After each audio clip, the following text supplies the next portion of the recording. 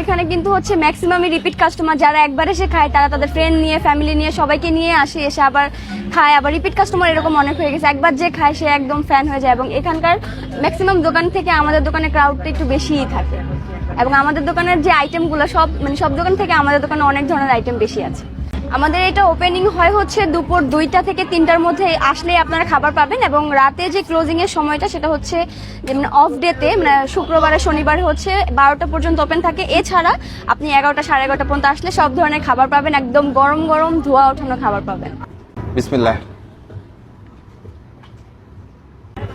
এটার টেস্টটা এতটাই আলাদা, সচরাচর যে নর্মালি আমি যে অনেক জায়গায় যে হাঁসের মাংস খাই, এটা একদমই আলাদা।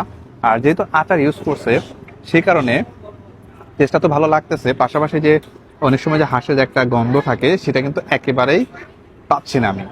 এরপর হচ্ছে গরুর লাল ভুনা, যেটা এটাও গ্রেভিটা দেখে আমার লোভ লাগছে। গ্রেভিটা খুবই ঘন, এখানে 5 থেকে 6 পিস পাবেন। বিসমিল্লাহ।